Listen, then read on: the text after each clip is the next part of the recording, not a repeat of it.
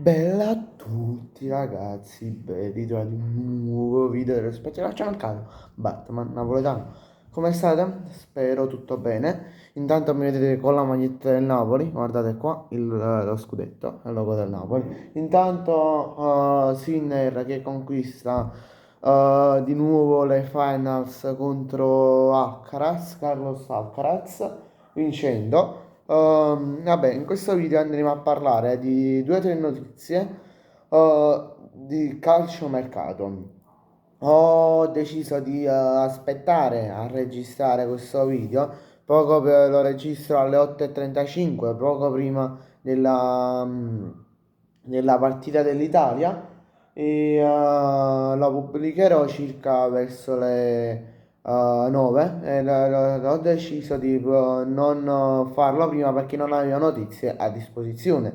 Allora, partiamo subito da un possibile rinnovo, cioè quello di un giocatore molto forte, a mio parere, del Real Madrid, c'è quello di Vinicius Junior, che può rinnovare fino al 2030 con un contratto poco superiore a quello che prende adesso, cioè con un contratto di 21,800 mila 21 milioni e 800 mila euro all'anno.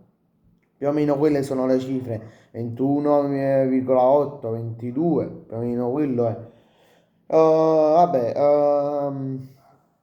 poi abbiamo una notizia di Neymar, cioè che il giocatore brasiliano, il principe, come si dice, il principe che non è mai diventato re, ehm, può lasciare il Santos e non rinnovare con il club sì, tedesco, scusate, con il club brasiliano, il club che l'ha cresciuto a Neymar. Non rinnoverà, da quanto dicono le mie fonti, e può lasciare il Santos a gennaio, essendo che gli scade il contratto a gennaio e si svincolerà, che spera di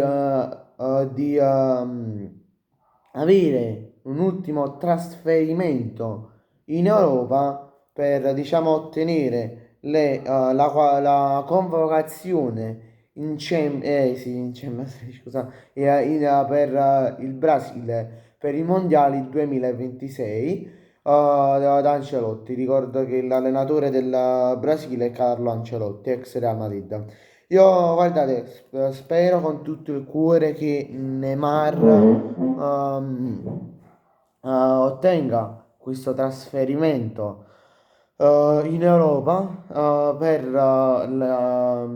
i mondiali. Io darei un consiglio a Neymar, poi ditemi qui sotto nei commenti se siete d'accordo.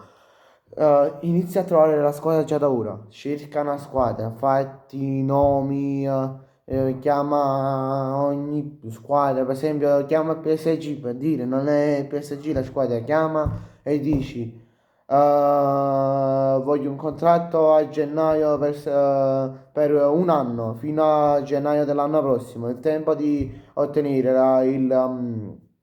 ottenere la convocazione ai mondiali e Shorim poi sopperire se si vuole ritirare oppure no.